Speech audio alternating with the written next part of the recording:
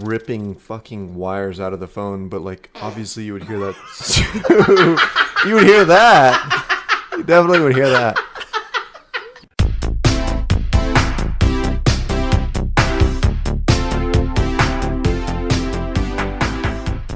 Hello, ladies and gentlemen. Welcome back to another episode of the Film Fumblers podcast. I'm Adrian. I'm Taryn. I'm Jay. Hey, I'm James. And today we are going to be talking about Bad Times at the El Royale. Movie released in, what was this, 2018? Directed by Drew Goddard. Let's just dive right in. Okay, do you guys know who Drew Goddard is? No. Kind of. Drew Goddard, I think wrote, but I think he's credited as created the Netflix Daredevil series. Mm-hmm. He also directed Cabin in the Woods. The Martian. Oh. Right? He did I think he wrote The Martian. He That's wrote based on on The a Martian. book. Well, Cabin but in the the Woods is a screenplay. weird movie. He's mainly a writer. He's only directed 2 movies. Cabin in the Woods is a weird movie. Yeah, it is. What's the second movie? So, This movie. Bad Times at the El Royale. Or Royale. what's the first? Sorry. He's got Cabin in some the chops, Woods. guys. Oh, he directed. Oh, Yeah. Okay. I thought he wrote that. So he did Buffy the Vampire Slayer, Angel, Alias, Lost, Cloverfield, Cabin in the Wood, World War Z, Daredevil, The Martian, and his latest Bad Times at the El Royale. But which ones did he direct? I think he's just credited for those. Cabin in the Woods and Bad Times. Okay, He's a that's what I writer thought. for everything else. Yeah, Both he's mainly a featuring writer. Chris Hemsworth. That's probably the Uncredited connection. Deadpool 2 writer. Really? Well, I like his stuff. The Daredevil Netflix series, if you guys haven't seen it, it's fucking cool. I have not. I've heard a lot of good things, but I have not seen it. Very good. The actors in that shit are awesome. So, some interesting stuff. The budget for the movie. Wait, Third- hold the phone here. No, don't drop the phone. I said hold. Got some unfinished business to do, All right, Taryn. we- Taryn's been All right, avoiding all right. this like We have been the plague. we have been avoiding this. We have a shot. I think this may be something that we should do at the intro for every episode to kind of get fumbly. Yeah. James, what are we drinking tonight? We are drinking the finest pirate's rum, Kraken. Kraken. This dark spiced rum goes great with root beer, by the way. If you didn't know. Yeah. So Jay, what are you? You don't even know what you're drinking. I I don't just even gave know you. what It's I'm drinking. Pinnacle vodka. It's also what I have, right? Oh, Yeah. Jay and Taryn have. What did they do to Pinnacle you to vodka. deserve that? I should have said I Kraken. Dude, requested should've it. went with vodka's. the Kraken. This is the pinnacle of vodka, as far as I know. That's his name. That's. his name. I mean, that they couldn't put it on there if it wasn't. But, all right, let's Alright, Fumblers. let's do this. Cheers, Cheers. Fumblers. Unless you're driving, don't do this. Don't I drink mean, and drive. Yeah. Oh, Boy, that's spicy. Delicious. That was not good. Lord, Oh God! it's a And I flyer. chased it with root beer and Kraken. So okay. Anyway, All right, James. Taryn, what's interesting that you're gonna? the budget for this movie was $32 million. The box office $31.9 million. Ooh, So How a certified sad. Right flop. there. Certified flop. they were so close. Almost broke even, which is still not good, but Yeah. Yeah. Look, since I know that we're going to be comparing this to Once Upon a Time Okay, anyways... you I'm just already gonna went there. I say swear. Oh, to yeah, God. you guys that Once I Upon a was Time trying- also did Oh not my God! get- I didn't want this to It happen. also has not made a return on its money yet. I did not want to. that even- movie had an insane buck. Was it 90 million? I did not even want to bring up We- that this is the movie's first- name, actually. I don't know. 5 minutes Well, of the show. the reason we're doing this movie is because of that movie. And when I watched this It shouldn't movie, I be. couldn't help but think of that movie. Yeah. it may have So been bad timing. It's kind of your fault, James. Well, Also, right when we started the movie, we all Yes. watched this together, by the way. Right when it was starting, James was like, "Don't think about Quentin Tarantino." I was like, "Well, I that was wasn't, me. and Yeah. now I am." Thank you. It's the pink elephant in the room. By the way, don't think about the pink elephant in the room. Okay. 90 to 96 million for Once Upon a Time. The A budget? whopping 88.7 million at the box office. Okay. Now it's still out. Certified that could go flop. up. It's They more than could, double Don't- this. shouldn't they they could try- make it. I don't. It's good. They still have time. It's probably going to be fine. But I just He want to probably bring it doesn't up care that anyway. it didn't blow out the theaters in the opening weekend. Would or second would you opening expect? weekend. Would you have expected it to though? I think so. This With is- the I feel like cred if it's that- not a Disney movie, it's not going to blow the water out. But with blow the your cred that fucking spirit Tarantino out. has. No, this is not a podcast about Once Upon a Time in Hollywood. God damn it, I'm putting a stop to this right now. It's going to come back up. We are but talking for now- about Okay. bad times at the El Royale. You know what else? Okay? That's right. Both Fun of these. fact. Stop. Fun fact. Everyone stop. My friend Drew Goddard was raised in Los Alamos, New Mexico. You don't have Fun any friends. fact. I know that's Oh. fake because... Nice. That's We're all awesome. from New Okay. Mexico. Gives If us- that wasn't I'm- apparent, I I'm don't know if from we've Fields. talked about that. I'm, So that's I'm cool. around Do my we- favorite friends. This guy said I had no friends. Well, you said your good friend Drew Goddard, and Yeah, he's a good I guy. set the record straight. You know, Okay. lives in the All right, one more comparison. Both of these Oh movies my god. are set in 1969. I'm done. Yeah, Oh, and that's revolve bullshit. heavily around Hollywood. And the things happening around Hollywood. Yeah. So I'm going to open with this. You guys probably inherently didn't like the movie. And I think in the last episode, I said that this Bad Times was going to be a better movie. I don't think both you necessarily and think James that's said true. something like that. I think we both did. I don't think Bad Times is a better movie, but I don't think Once Upon a Time is a better movie either. I think they're about the same for me. Huh. So You're getting too into the I feel like final, let's just get it all out. the final. Yeah, the so I'm gonna final I'm gonna thoughts start about off with it. my rating for the Too movie. soon, I think. I'm not rating anything. I mean, dude, let's just go straight into ratings. I'm right not now. rating anything. I'm just clarifying my statements from the last episode. That's all. No, Yeah. you have to ruse them into believing that you're very for this movie, all the way until the end. I have to be Into the truthful. great You gotta I have to be So totally you give it a honest. 5. I'm just kidding. I'm gonna give this movie a 2.5. So let's just hop in right to the opening scene. It's been like less than a week than I saw it. You got what? We all watched James this together. Yeah, no, James and Jay, you both saw this movie before. Last Yes. year. In And theaters. me and Taryn. Ooh, we- in theaters. Taryn, Probably this was looked your really first nice. time watching, right? Yes. Okay. So, what, we watched it Monday? Was it Monday? It was Yes. Monday. Monday. And today's Friday. Okay. And we've been drinking, so. Let's just jump into the first scene. Who wants to take it away? So the first scene is bank robbery with Is it? Wait, no, that's It's- Baby it's, Driver. No, it's what's his name? well, it's It's the Nick it's Offerman. the aftermath of a bank robbery. Sorry, I'm We don't know that yet, but We don't know we that don't yet. we That's don't why know I was that yet. confused. Right. So Right, it's the right. beginning of the El Royale. Nick Offerman's character is Oh, right. burying. the cash that he stole. I like this scene a lot. How I slow did it too. is. I did Just too. everything's happening. I love stuff like that.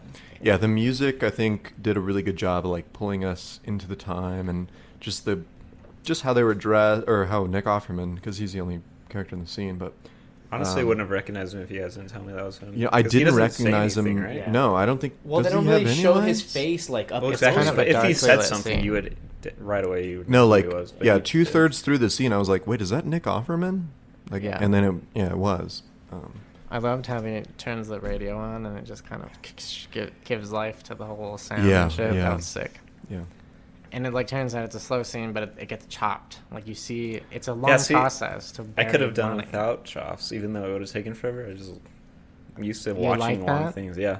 I like the chops. Well, okay, so No, but it it- could have been not chopped and then just like a shorter scene, you know. No, I don't know. we'll get into what should be cut later. But Okay. I a think lot, a lot. how much time should be cut? A lot. Anyways, I just think. Oh, I've been watching a lot of David Lynch, and his shots are fucking long, and I just love it so much. So that's why I'm used to that. So that's all that is. It's probably all it is. but he was cutting the shots to go with the music. It was a kind of. Oh, that's right. Yeah. It was kind of interesting editing just to kind of fit the music. Was it an afterthought? Did I don't he, think so. But Probably like, not. yeah, okay. I mean, I think this goes into like how we've talked about. I remember previously when we were recording, we were talking about like, or I was talking about how I think everything that a director does is kind of similar to what an author does in their books, and it's all, I like to think, very intentional. And so I think like they were going from that for that from the onset. Yeah, he wrote this movie too, so he could have written that song into the script for Right, all we know. Yeah. Right. Some stuff happens in post, obviously, but I mean, Yeah.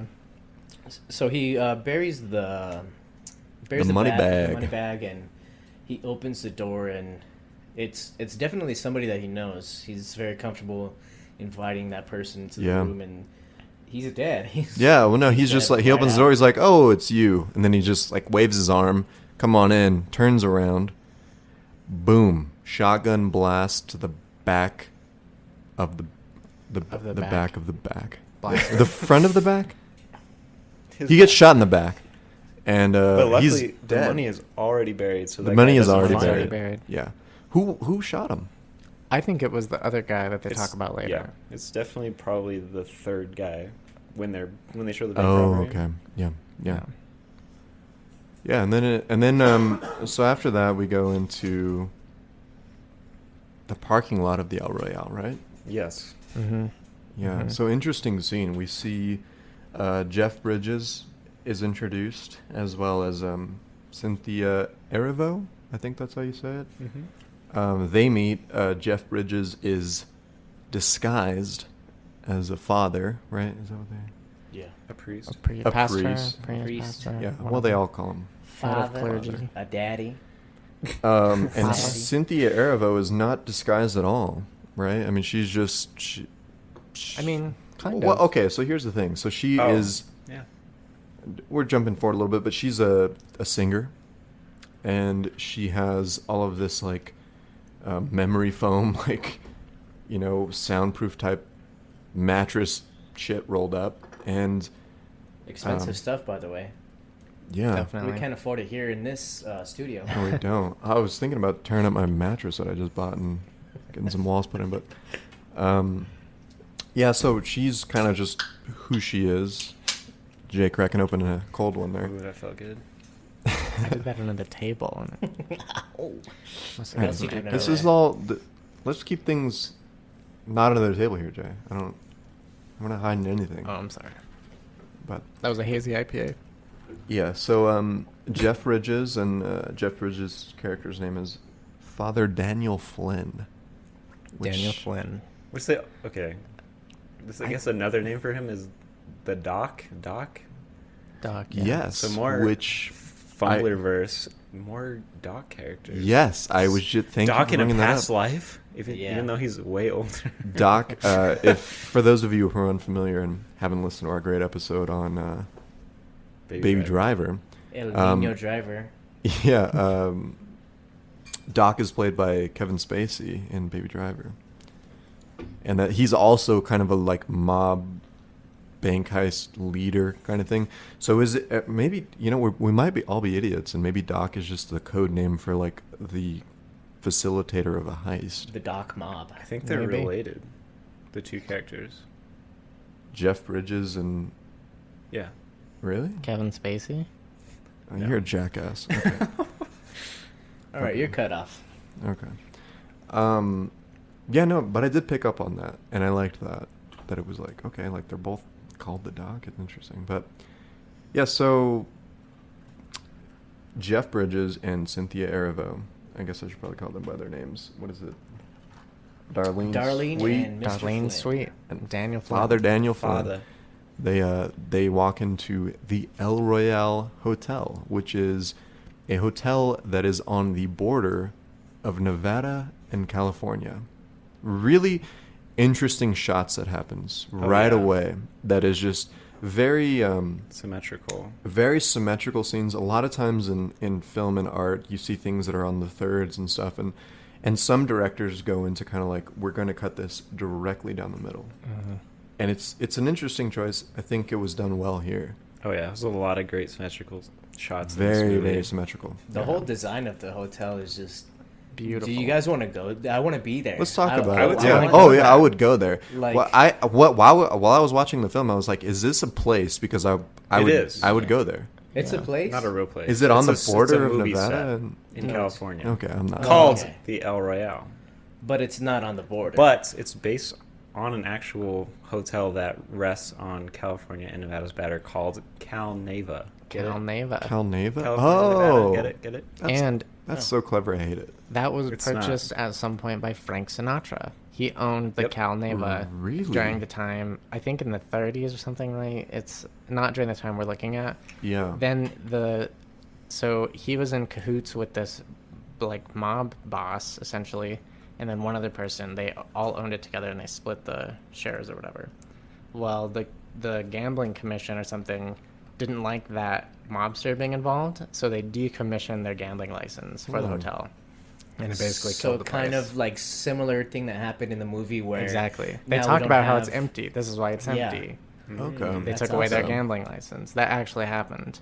What Back if- in the 30s with Sinatra. What if something like that existed here in New Mexico? So, for those who don't know their geography, we have an area up north called the Four Corners where New Mexico, Arizona, Colorado, and Utah all Utah. meet. What if Do there you was... know that? Do you know Do that? I know my... You were on the spot there. We were counting them off. Yeah. You got all 4 of them. Yeah. What if there was No. a sick-ass... That would be Just in so the middle of the casino. lobby, just that one. Yeah, Well, just so we boom, have- four-way. Like, that would be... We have a that'd be place. crazy. It's, Pretty crazy. literally Like, called. It's literally called the Four Corners, but it's. Yeah. Well, I've actually heard somewhere or from someone that it's.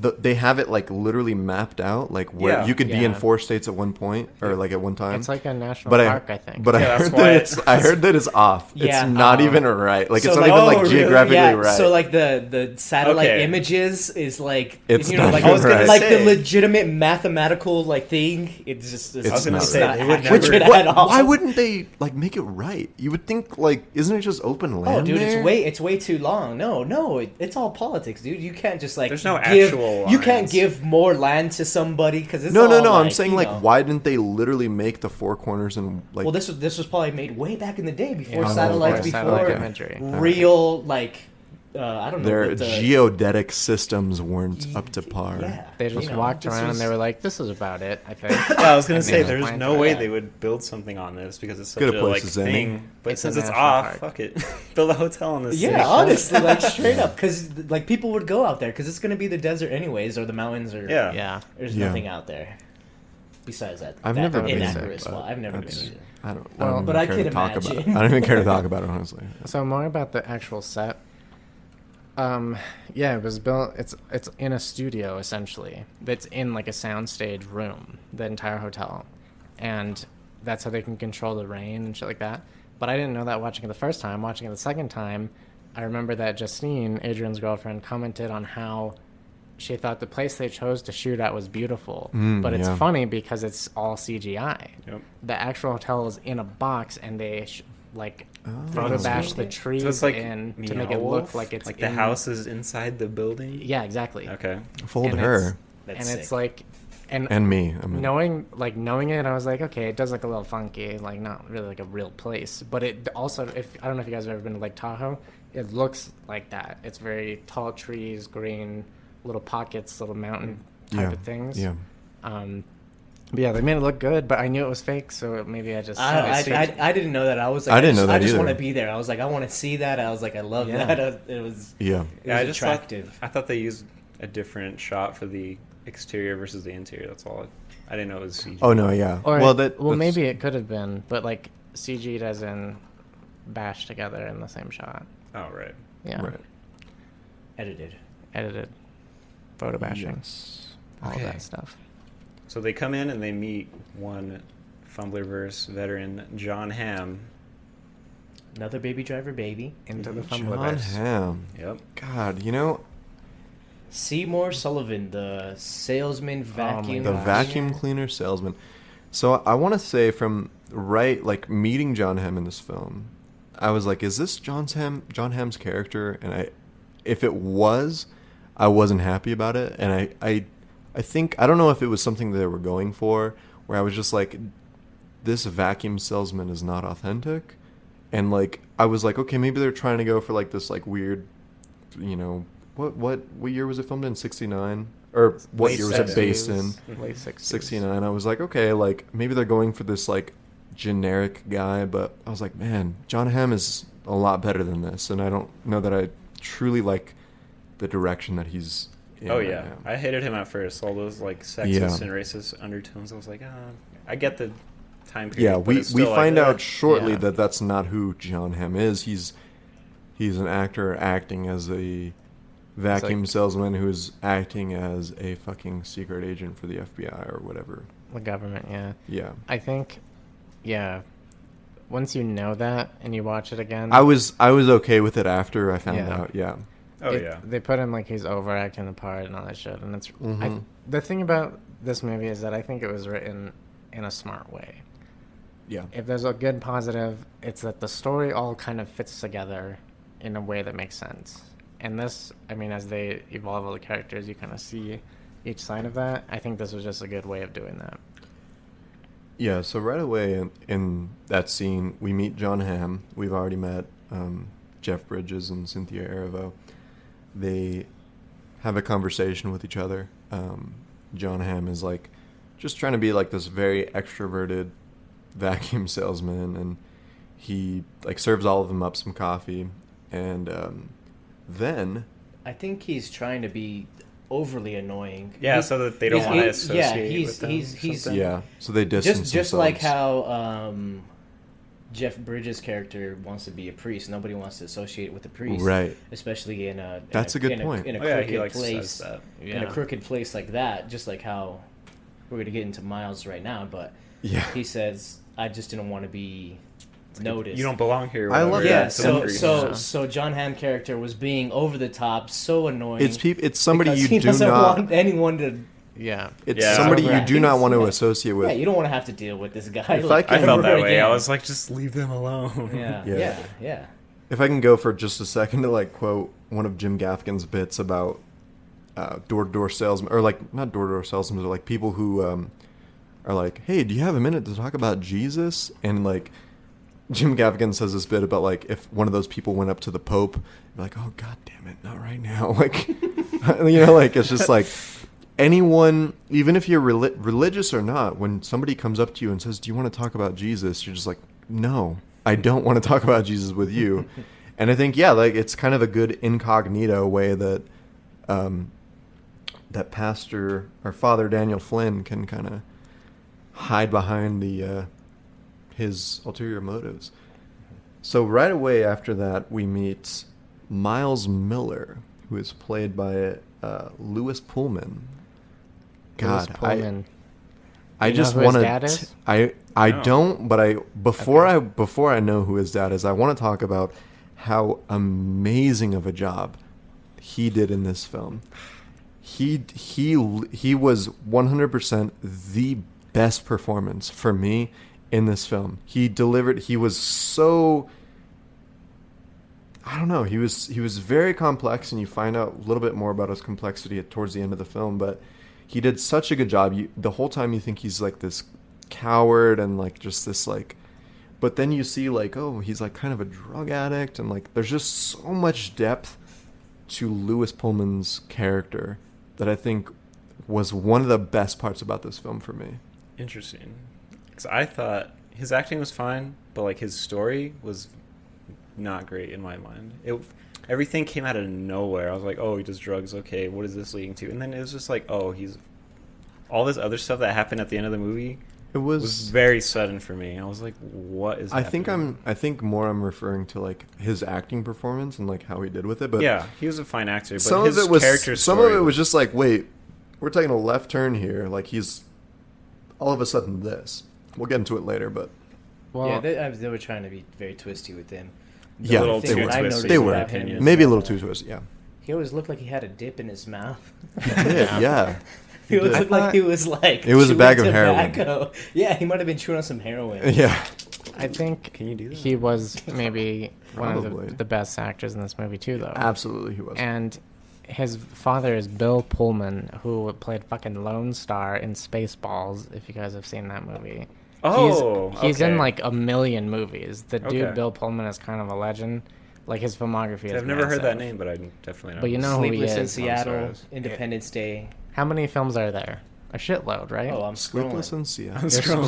scrolling. It's I'm that scrolling. big. He's done a lot of shit. He's a So known guy. it makes sense that his son would be good The at Grudge, this thing. I Scary think. Movie So, 4. real He quick was so about good. him. Sorry. What's his name? Lewis Pullman. Yeah, Lewis Lewis Pullman. Pullman. The whole time I was like, this guy is budget Tom Holland, and I cannot get over it. No, But you know what's funny? But you know what's funny? no. This is real. You know what's funny? Tom Holland was the first choice to play that character. Straight up. Yeah. They just got someone else that looked like him. I don't know. I love Tom Holland as much as the next guy. I think he's a phenomenal actor. I think. Okay, you know what? I'm gonna jump forward a tiny bit. We have not met Chris Hemsworth yet. Right. The fucking God of Thunder from the Marvel Universe. If they had two people from the Marvel Universe thrown in this movie that were characters that were completely not who they are in Marvel, I would have been even more pissed. Okay, I get that, but I'm just saying I kept thinking it looked like Tom Holland and like felt like it would have been him. Yeah. But I don't think it would have been better with him. Does that make sense? I think Okay. that's totally true. That's why No I said way. budget There's no Tom way. Holland, like he was just similar. And No, I think budget is a very... You're taking away from his It's a negative term performance. for sure. no. I don't Because think his he performance is. was phenomenal. It was amazing. By saying that Tom Holland wouldn't have been better, I think is a good credit to his I think he would have performance. been worse. I Yeah. think he would not have fit the character because That's we exactly all what he's like saying. Tom Holland. That's what That's I'm saying. exactly what he's saying. Okay. But it just felt like it was a Tom Holland alike. And Okay. it was weird. And it was. I'll respect that view. But you say budget Tom Holland. The budget for this movie was not very big, and a lot of the actors took Well, budget Tom Holland cuts is to be in Spider-Man, it. so They it's have like big that's all. actors in this, though. But Chris They all Hemsworth is took Thor. budget cut. But They all he was took the pay worst cuts. character. But he was in the movie. He Like, was in the movie, but they he was took- also like probably friends with the director because of Cabin in the Woods or whatever. You know right. what I mean, But also Jeff Bridges is a big name. John Hamm is a big name. All these guys took Yeah. huge budget Yeah. cuts to be in the movie. okay. Dakota Johnson. Yeah. Well, she's maybe a more up and She's coming, getting bigger I guess. now. Yeah. She's in the news again because she's doing some new movie with somebody, and her look has changed. And all Christian that Grey? shit. Oh no, that's something. No. Asian. Let's just get to the next character. So 50 Shades of Grey shows up. I don't know her real name. Dakota Johnson. Dakota Johnson shows up. Emily. Summer Spring. Emily. Summer Spring. Summer Spring? Emily Summer Spring. Yeah. The hippiest name you can think of. Alright. Summer Spring. Okay, so yeah, we're in the hotel. Kind of. What does she roll up in like a fucking blazing sports car or some shit? Dakota Johnson rolls through the door, and she's just like this bad bitch who's just like, you know, like I'm just fucking here for whatever the fuck reason I want to be. Like, she literally signs the, because this is in the late '60s. She signs the hotel The Ledger. Or something, Ledger. guest book. Fuck you, which was like, okay, I guess we know who this character is. Like, it's Yeah. just, That's a bad bitch. Okay, so it was maybe a little scripted for me, but yeah, it's fine. Is bad bitch controversial? bad bitch isn't controversial. That's fine. That's what she would. That's She what would her call character herself was that. going for. What? She'd call herself that probably. She was a bad bitch. She was a bad bitch, dude. That's a Controversial. positive term. Okay, anyway. But okay, so at this point of the movie, I didn't know anything about this movie, the plot or anything. I Neither did thought from here, these four characters were gonna be those four characters, or five or whatever it is, and they were just something weird was gonna happen, and they were gonna all scheme against each other, and it was gonna be this cool like fun like who done it, something happens Like rat race kind of film. yeah, that's what I It's- thought. It yeah. like more serious. Yeah, right. And then it wasn't that, and I guess that probably attributed a lot to my disappointment with the movie. But Well, from I this think- point, that's where it diverted for me. It wasn't that for the viewer, but it was that for the characters, kind of. Like, things are happening, that's- and they're kind that's of a good wondering point. what's going Well, on. yeah, But no, what I we're mean, seeing like, all nobody sides could of be it. But all trusted. all of those characters basically, besides maybe Dakota Johnson, like split off and changed completely. Like, well, I guess not Darlene, right? She was basically the same the whole time. She has her wasn't hiding own, like, anything. transformations, but yeah. She She does. was They well, I mean, develop not her a as bit. drastic. Right.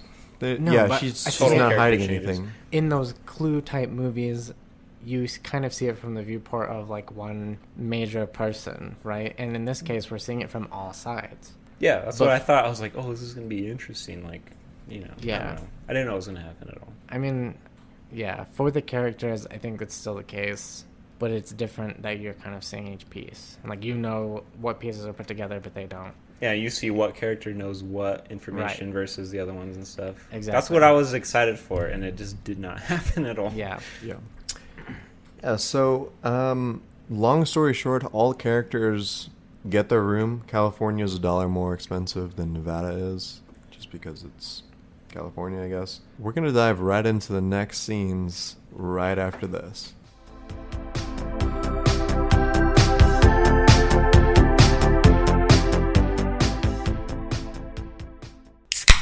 And we are back into it, ladies and gentlemen. So we just established that all of them have gotten their rooms. Most of them went to Nevada. Did all of them go to Nevada? Except for John Hamm, I think. He went to California. Yeah, I think he's trying Honeymoon to be alone. suite. Everybody else is in a purple room. If you remember, the hotel split in two. California is the warmer color of orange. Nevada is the cooler color of purple. Okay, well, I don't care about any of that. But Correct. I'm just... There's a lot to say about that. There probably is. The most. Actually, maybe the only talking point. That's it. That's all we're going to talk about. Okay. We're Well, talking so about we colors. cut to John Hamm. His room is bugged like A million so much. times. Yeah. We see that John Hamm is a secret agent. He starts picking through the phone. doesn't have picking an through the accent anymore. lights. He's Doesn't have an talking. accent. To I didn't his notice daugh- that at first. He's He He puts talking to his glasses daughter. on. Puts glasses on. Ooh. See, And he's talking to his slow daughter. down. And he's talking to his daughter on the phone. And they're saying a prayer, which is interesting. We also learn that the phone is bugged. He sees an extra wire. It looks like he's stripping all of the electrical, the appliances, the Right. place you would put these bugs as a secret agent. He's taking them out, right? Which is interesting, Right. because he's doing it as he's talking on the phone. Yeah. They would have heard him not talking with an accent and talking to someone, right? I think what he was trying to go for was kind of a... Diversion. He's talking Oh. candidly to his daughter, and like he's simultaneously ripping fucking wires out of the phone. Kind of a little shocked to see that's there. Yeah. And he's saying like prayers to his daughter, and they have, I think, like this is something maybe to talk about, is like they talk about one of the prayers that is like before, like if I die before I wake, and they change that prayer because like it's not as comfortable for a gruesome. young girl, Yeah. and they change it up a little bit, which is interesting. I think maybe some Yeah. foreshadowing It's about... when I awake in the morning light or something. Yeah, like that. it's like Yeah. some foreshadowing about like the gruesomeness of like death, and like it's Yeah. the uncomfortable of it. Yeah. The overall scheme of things, giving his character closure, like, okay, he said goodbye to his daughter, like the thing he cares about, or the person Right. he cares about, and then, yeah. Yeah, so John Hamm, it goes into this thing I think is a bit drawn out, and we can get into this. Let's talk about this. Let's not maybe get into this fully, Let's but not. yeah, so it goes into like, this is a long scene to me, and it's just I think it's that are interesting. microphones. It's I- it's interesting, but like it's like It's eh, very yeah. interesting. I like really long scenes, obviously, Right. but it also shows how insanely like competent, like worried the people that own the hotel are, that they have to wiretap so many times to make sure they Yes. get what they're trying to get out of Yes. it. That's Oh, what I that's got. interesting. I didn't take that away from it. I took it away as, because John Hamm is a trained secret agent, he knows where all these bugs are, but he's finding more, that we're Yeah. looking at a competing secret agent firm, maybe from a different country, Yes. maybe from something else. Interesting. Jay is absolutely right. There's no reason why you should have all black taps and then all tan taps. Somebody else is there. Oh, see, I didn't see the colors. separates them. Okay. He He separates He literally the does on two- the table, yeah. He separates them on the I table. thought they might have been So different that lets things. him And know. see, why would you get audio that way if you own the hotel, if you already had the cameras set up? You would have the film, they had those audio boxes. You don't need it, You wouldn't yeah. need the tab. You don't That's need it. very true. It's a competing secret agent There's- country. The phone I one think. makes sense, but like all the other ones, yeah, that There's at throws least that out the window. There's at least Yeah. 3 things that are going, like 3 there's agents. Yeah. 3 different agents, and if you look into this era, this is the era of where the Russians are Cold War, right? Or spying no? on America. The Vietnam War is going on. Maybe in the final foot of the Vietnam War, there's a lot of fucking spying going on. Yeah. There's a lot That's of spying crazy. going Okay. on. I didn't notice the different colors, but And that's and great. so maybe whoever's running the hotel, people from both sides, Russia, Vietnam, America, they know that this hotel kind of has this persona for catching people off their Yes, guard and exactly. stuff like that. But also because in the beginning scenes when we're introduced all the characters, they take a shot of the wall and you see famous people that have been to the hotel, and Marilyn Monroe is one of them. Noticeably multiple times. Marilyn Monroe is very featured. Mm-hmm. This is a place where people of fame and of like noteworthiness hung out. Yeah. This is where they Right. hung out. And it leads you to believe that the enemies of the U.S. would know that as well. And And they would that's try why to there are document so many that different kinds of bugs. and And capture okay, that. so yeah, it's a little bit drawn out, but I think it gives a lot of weight to the era. Yeah. That this was an era. Yeah. It's Cold War. It's late Vietnam, Cold War era. where everyone's just fucking spying on each other. Everyone's trying to get dirt on everyone to try to kind of uproot each other. Yeah. And well, that's- 1969 was the year that the U.S. landed Apollo 11 on the moon. Like, it was like, this was the height of the Cold War. Right. And so, like, it would make sense that they have, like, multiple... There's just a lot of spying going on along. And I think that, like, it's just... I don't know. It's just kind of, like, maybe lost to history a bit, but this movie brought it back in some senses, for Well, sure. but we're also there again in the present with Russia. Even. Yeah. Except the internet didn't exist in So 69. Facebook is the wiretap. So we didn't have wiretaps. We have my fucking camera's on right databases. Oh and shit. no! Yeah. no, They're this listening is- now, probably. This is I don't live know. streaming, actually, to now. Russia. My face app. They were the They only love one. us. They're They the are- only one who wanted to sponsor us. They're only Weirdly, fans. But see, this is why, and I understand that a lot of people's gripe with John Hamm's character is that he's in and out quickly. Okay, I 100% get that. I love John Hamm too, but this whole scene is beautiful. There's a shot where it's coming from like the backside of a hallway, and you can see John Hamm fucking with the wall to get a wiretap out, and there's a mirror on the wall to the right of him. But the shot, you see John Hamm and him in the mirror too. And I was like, this is dope. It's like the two sides of him visually. Yeah. There's the Seymour Sullivan vacuum salesman. And what's his name as the secret agent? Let me get that for you. They have a written name for his secret agent character, but it's like we see both sides of that character in the one shot with the split Interesting. mirror. Great. It's sick. Yep. A lot of It's so symmetrical sick. shots, dude. A lot of Great. symmetrical Great. shots. Going back to that. A lot Dwight- of symmetrical shots. His name's Dwight Broadbeck. Yeah. No, there's. I mean, I don't know how much we want to flash forward, but there's. If we're talking about symmetrical scenes, one of the best ones I think in this entire movie was John Hamm in the middle of the fucking like thing of the hotel, in the middle of the rain. Like the rain is pouring down. Oh yeah. And I love it because we're gonna jump into this later on in the podcast. But there's John Hamm like right in the middle. It's raining, and you see him, and like it's just perfectly symmetrical. And we see this from different perspectives as we go on in the film. Like we're like people who are watching John Hamm like do this, and it's I don't know. I think it's well done. I think it was like one of the better scenes of this. Film, Is this when it's darker? Yeah, this is. And It's already like raining. nighttime? It's already raining, And you it's see already, the El Royale sign?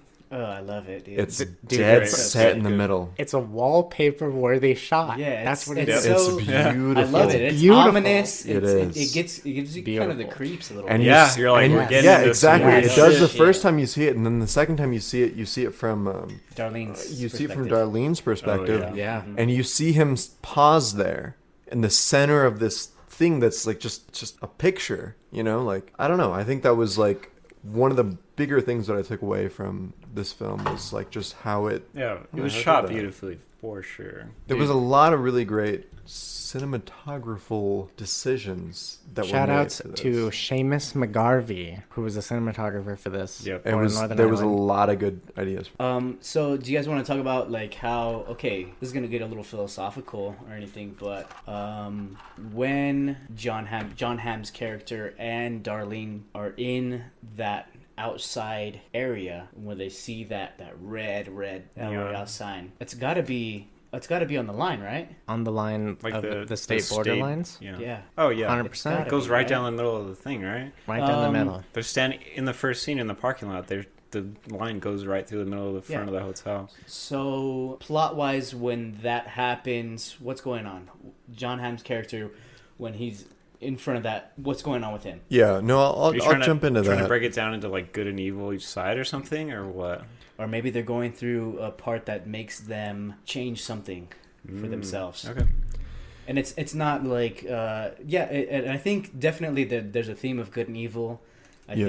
think on the California side is more happy-go-lucky. Nevada side Hippies. is definitely Sin City. Like that's just the thing, right? It's Like, Vegas, yeah. it's Vegas, baby. Like it has its connotations, right? Yeah. Yeah, so for me, I think this scene, because you have John Hamm, he walks into the phone booth, right? And he's talking to like one of his coordinators, and he's like, okay, like I think there's like a kidnapping happening, and there's like just a lot of weird shit. And like his coordinator's just like, you're here for a mission, and if you can Like he's like directly giving him orders like, do not pay attention to anything other than what pursue, right? Right. Do not pursue.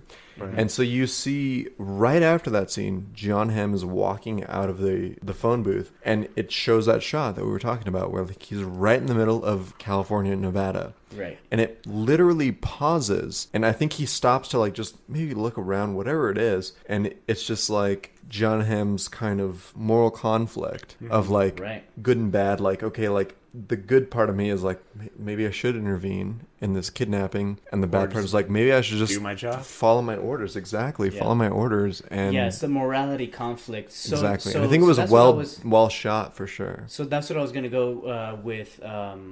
Darlene's scene when she does that. Does she have a morality conflict when the thing comes in? I don't think she does. I don't know if she does either.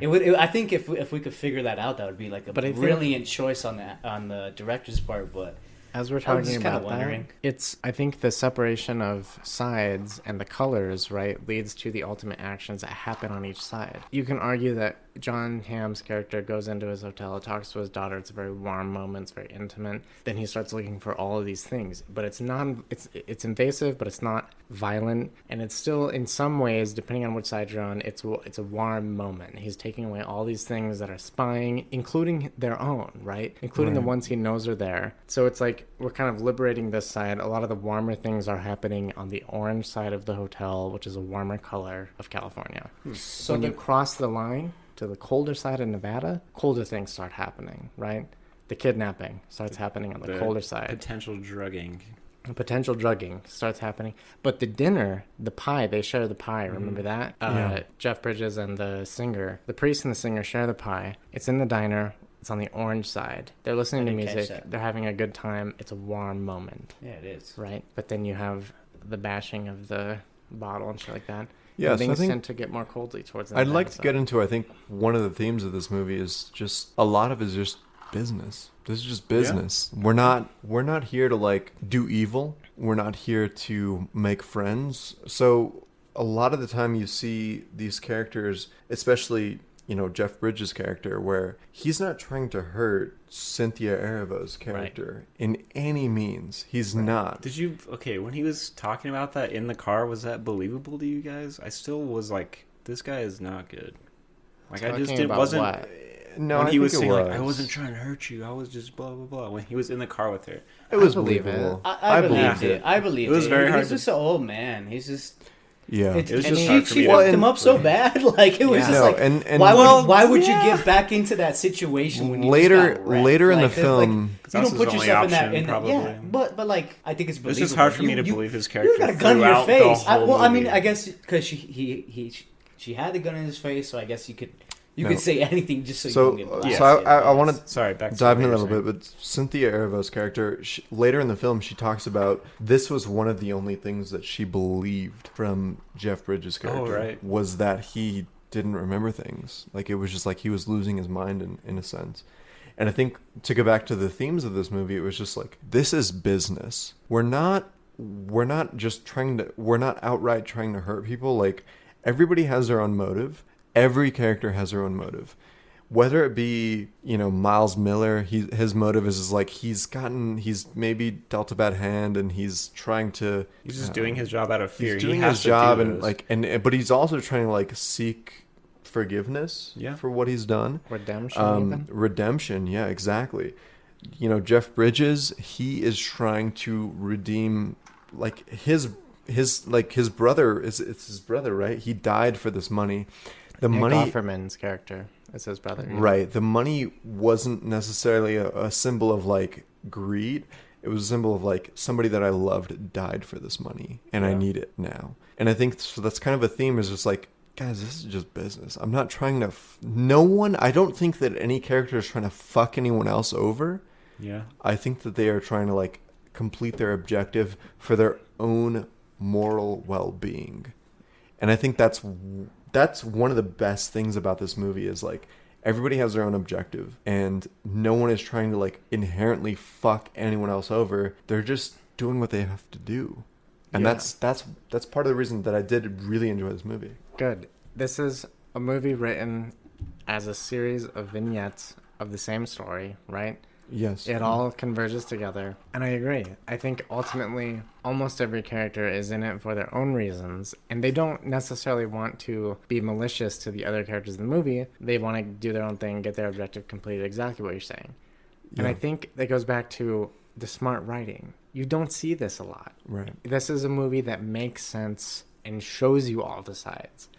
But what I think is by showing you all the sides, you take away from a little bit of the mysticism of if you saw just one character's perspective of everything going down, right? So by giving you the full picture, it can come off as boring because it's like a little bit overloading. It's a little bit overwhelming. There's a lot of things to go through.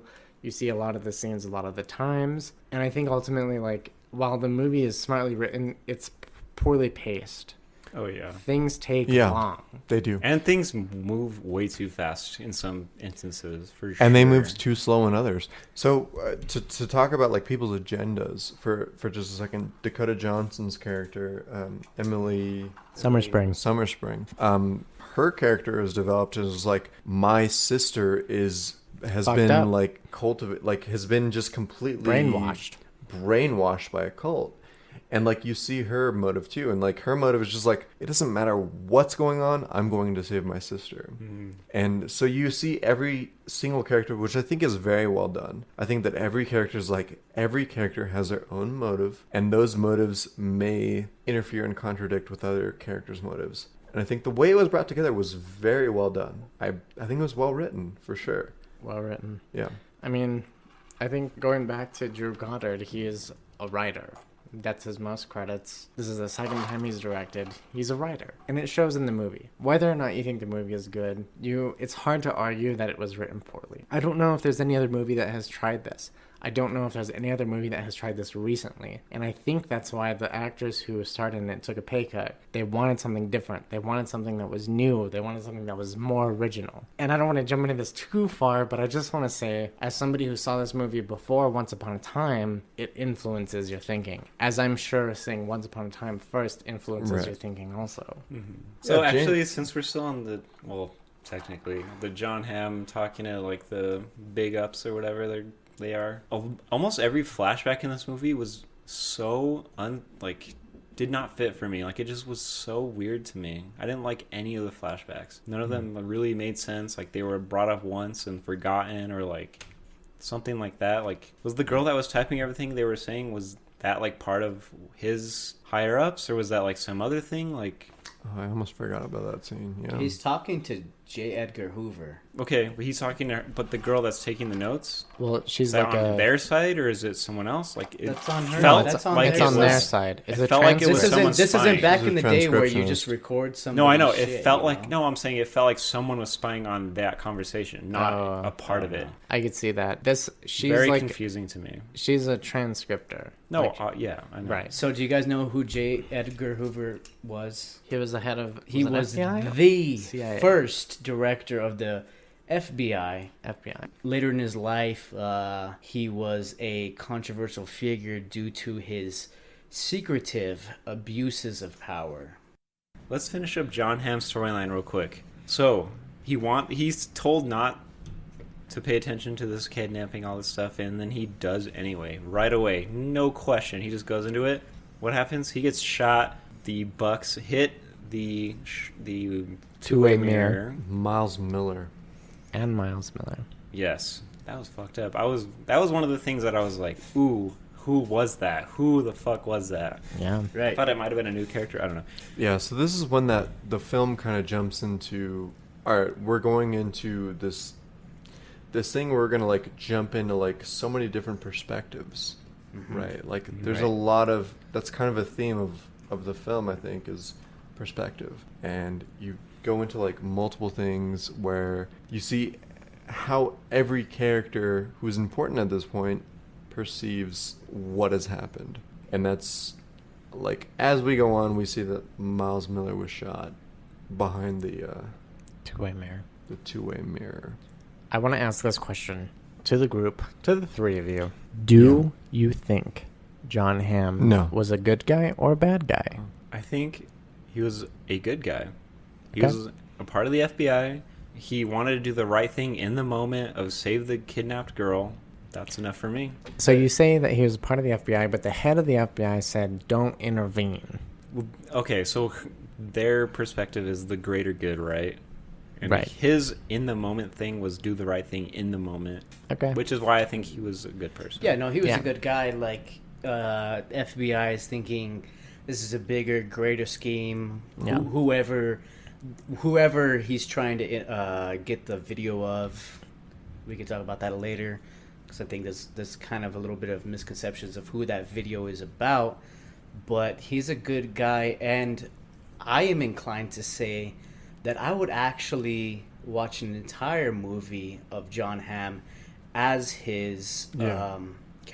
Exactly. and whether it's his Sullivan character being a spy or whatever, or like whatever FBI agent, that's like one of the most intriguing plot points in the movie for me personally.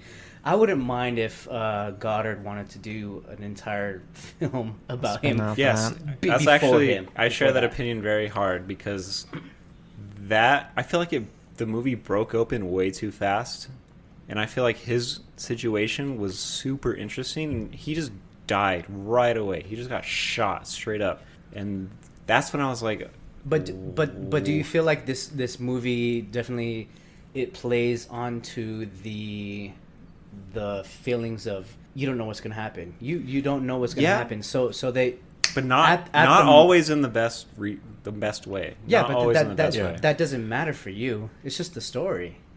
They don't. Well, no, I'm just saying as a viewer, I don't- some turns, some things that happened were not for the better. Even like as a movie or like as a plot, like it just was not. in your better. opinion. But Yeah, as a exactly.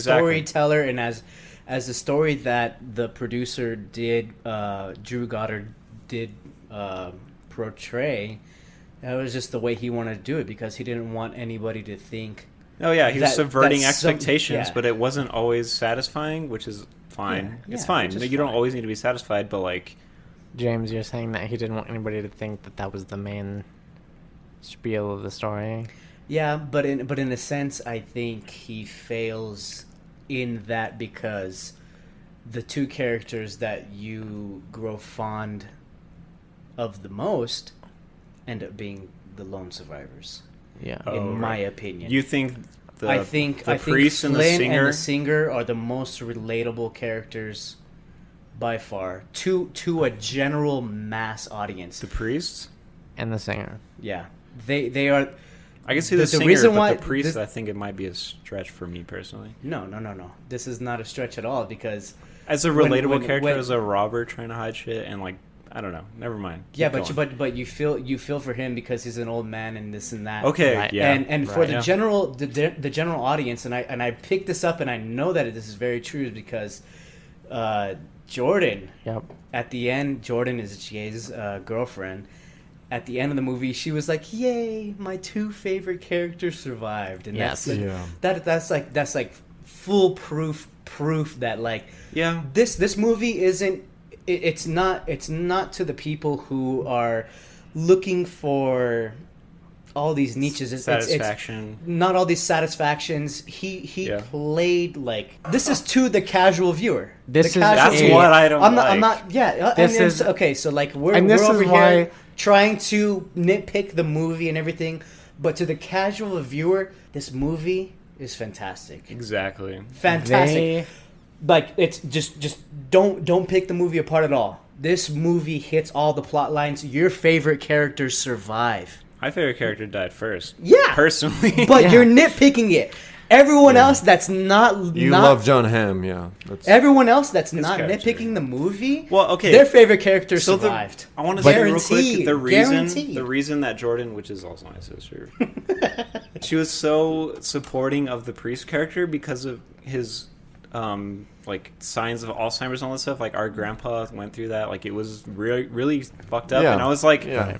he's obviously fucking lying. Like when he first started talking about it, I was like, this guy is totally lying. And it was Really? like, no, he looked I didn't think that fucked it up, was. dude. to I me- didn't think that it to was. me, I thought- fucked up. Yeah. I was to like, me, I thought he was straight up lying to this girl, like trying to make her feel bad for him, blah blah blah, which was like a jab at me personally because I know how shitty that disease can be, and I was like, this is fucked up. Hopefully, it's real, and in the end, seemingly was. I But see like that. in the first moment, I was like, "What a fucking asshole!" You know what I mean? I see that, but when he reveals this to another person for the first time, he breaks his character of being the priest by taking a drink. He's taking a drink. He's like, you know what?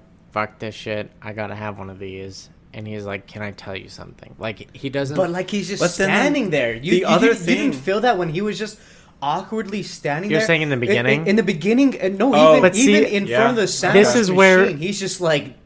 I He's know. just so Okay, like all right. fucked up. I That's see it. real. I get That's that. I felt that was real. But when we see it for a second time, I think it has a bigger impact. That's true because You don't learn about these things until later in the movie. yeah. So when he's when he wakes up from being bashed over the fucking head with the bottle, and he's like, I don't know where I am. Where am I? Blah blah blah. Like that was all so fake to me. I was like, this guy is lying so that he's covering his ass in front of this other person that doesn't know that he tried to fucking drug this girl. You know what I mean? Like that's what I got out of it, and I was like, oh, he's still lying about it, and it was hard for me to comprehend. I guess. Hard for watch. you to buy it, yeah. Yeah, I guess I could see it. I think it was, not... Because he was lying in that moment for sure. When he woke up, he was definitely Because he lying. didn't know what happened. Because he woke up and he was like, sly eyes. Okay. Yeah. He So that's what definitely knew sold it what as was he was lying. Yeah. Yeah. He definitely knew what was happening, but there was a grain of truth. Oh yeah, later Yeah, on there very was true. for Yeah. sure. Yeah. All right, let's just go ahead and start talking about Darlene Sweet's character. Dude. Yeah. She was great. Just like, what are your first thoughts Okay, about so her one- as a character? One fact, real quick, is all of the parts that she's saying in the movie were real. Like they weren't put in after like studio fucking recordings. Like she's saying those on Live. set. Live. Yeah, and then so the scene where she's faking singing like to the mirror and like the priest is digging out the bag or whatever. Yeah. That scene was taken 27 times before they got it. Oh man. Insane. She's saying a lot. Yeah, I will You say can't about hurry, love. I will say about Darlene's character. I think she was kind of in some ways, the moral compass of the entire movie. She was the one who didn't have any ulterior motives. Like Yeah. she was there She to. was totally blind. She was to generally everything there else. to like just like, hey, I don't make a lot of money. This is a hotel that's like gonna house me for my future recordings or whatever it was. And I think like she was, for me, while watching the movie and like thinking of it outside of it, like she delivered the authenticity of like who she was trying to be as a character, and like I think her acting delivered that perfectly. Okay. From my To piggyback on that, for reference, like we talked about Lewis Pullman and Tom Holland, the character who was courted, the actress who was courted to play this role before Cynthia Erivo or whatever it was, is Beyonce. Yep. oh my Fumblerverse. full Almost. fucking Alternate Fumblerverse. Fumblerverse. Back in it, God, So she might have Beyonce was ruined supposed the to whole be fucking Beyonce thing. was supposed to be like, she was trying. They were trying to get her to play the role. that would have been such a big mistake. Exactly. That would have been Back to the Tom horrible. Holland thing. Yeah. It would have been a bad choice. Big stars Yes. does not equal better things. Another Yes, another 100%. Another thing is that was Cynthia Erivo's first Acting role. Yes, and she ever. Nice. killed she has been casted to play Harriet Tubman in the new fucking Yeah. Harriet Tubman movie, like which Killed I think it. she did. Like just seeing the trailer, I think she did such an amazing job. Yeah. She killed it. So I want to go back on what you said about Who said? what you said, Adrian. What's mine? Oh, okay. How she was What's my motherfucking name? she was very upfront about what she was, but I think that's So- not true about any of the characters in the movie. This entire But more movie- so for her. That's what I was getting at. But I mean, kind of. Like, oh, she wore a wig. Not Yeah. but not a single person was really who they wanted to be and who they believed they were inside. Right. It's always Yeah, I about. mean, that's there's kind of- there's always somebody that is shielding who they truly are. That's and most who of they real life. truly want to be. That's most of real life interactions, right? you'll Which put may on a be slight good fake filmmaking. thing. Yeah. No, And that's you go to college, you're like, oh, I don't know anyone here. I can be whoever I want to Yeah. be. Like Yeah. that's But just but that's natural. that's like an underlying theme of the entire Yeah. movie is Yeah, and it's not a sense of good or bad or anything like that. It's just about being true to yourself. Mhm. And that was very apparent with her. Yeah, she Okay. was bald. And If there was everything any like character that and who- she took her. If there was any everything off. character who was a bystander, it would be Cynthia Erivo's Oh, yeah. character. She Like had she no kind idea. of just happened to be there. But I Yeah. think For me, at least. but Yeah. the things that were going on around her pushed her Right. to become this person who she really believed that she was. Right. Yeah. Yeah. I would classify her as a good person too. Oh no, yeah, she No, was absolutely. Yeah. she was good.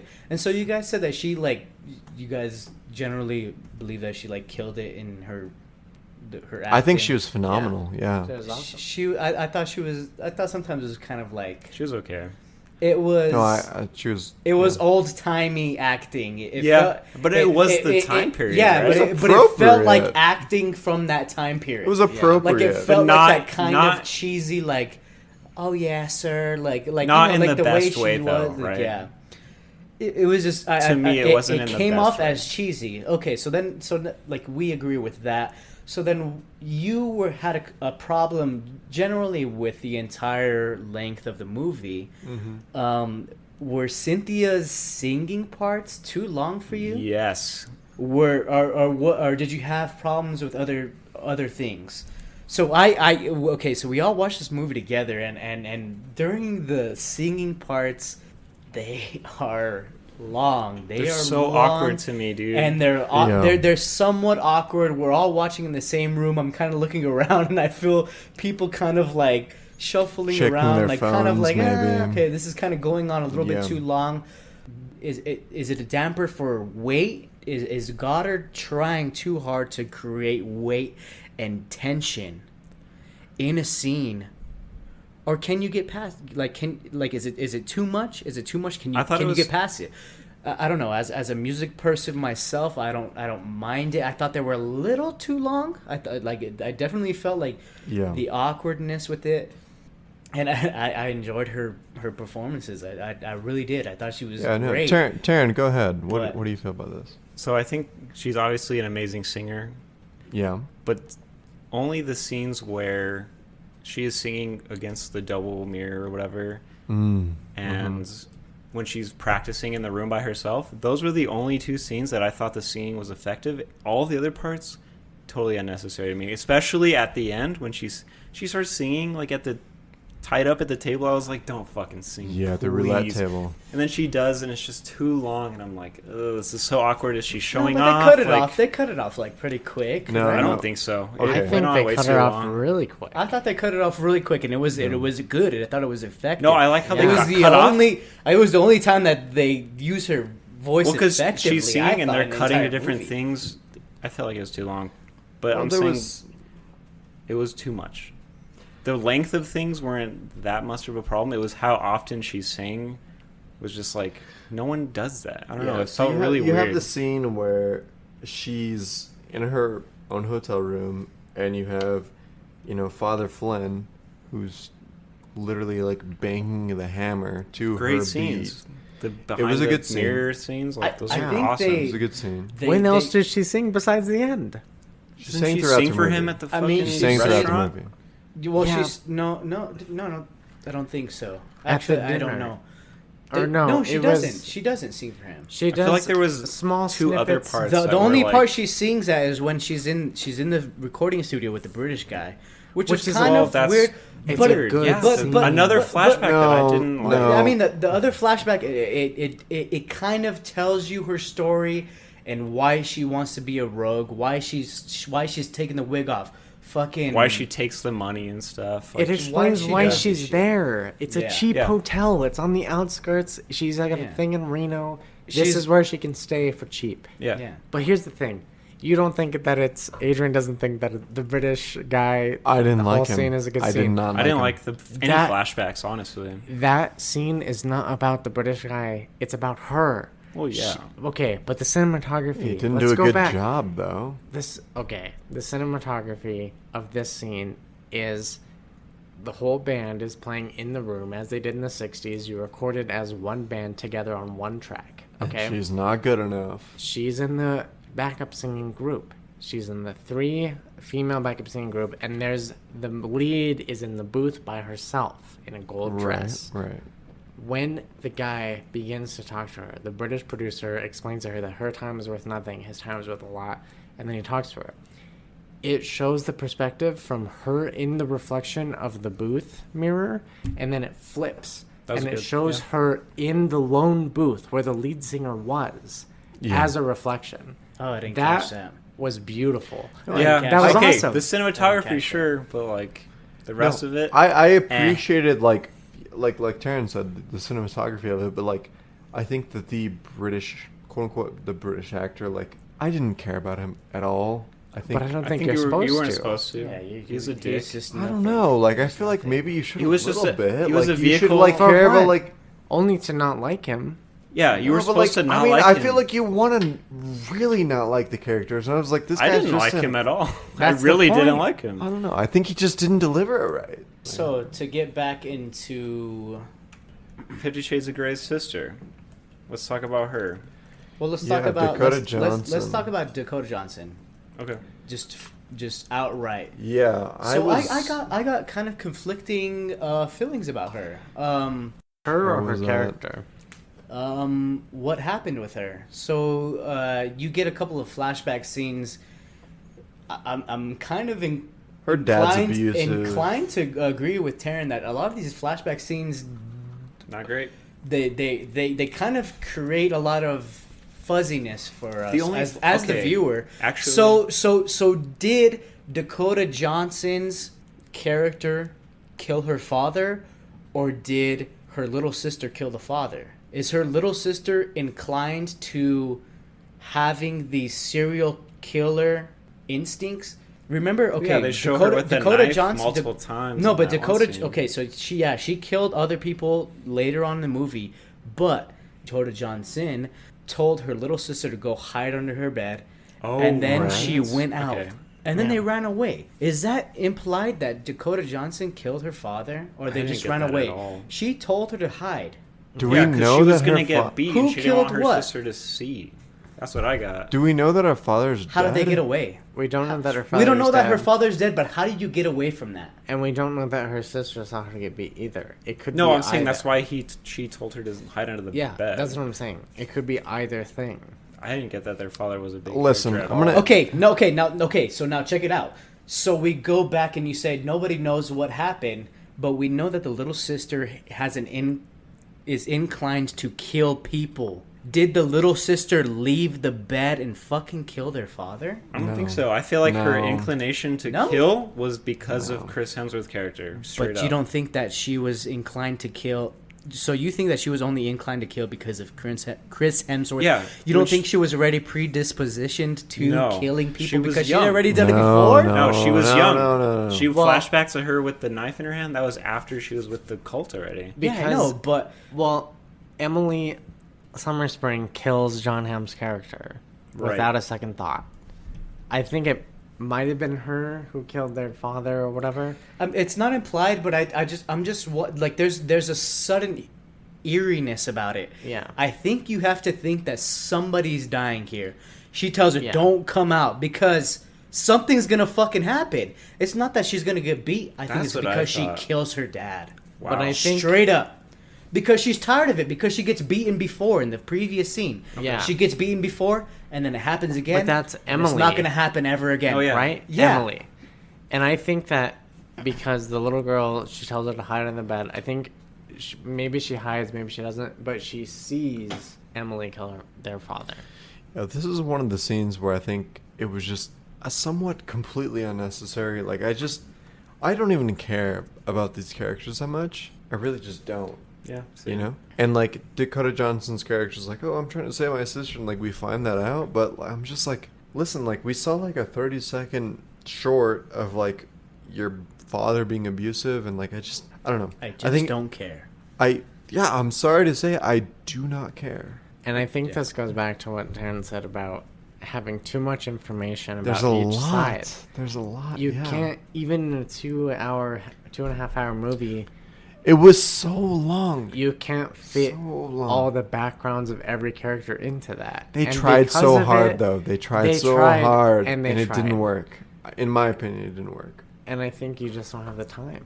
But I think I want to say is that, like, so they showed that part because you didn't know why she was kidnapping the girl, right? Like, we didn't know the at context. first, yeah. That was right? a nice twist. We didn't that know the you didn't- context. Like, we didn't know the context. Yeah. I mean, I think that was a good use of flashback or whatever. But at the same time, I would say, like, did Dakota Johnson's character even fucking matter?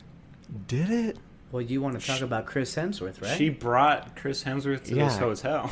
That's God, the reason. which okay, You've been wanting to talk about the final scene for the whole time. I mean, if we're trying to talk about like, okay, you're gonna take the goddamn God of Thunder and make him some fucking creep.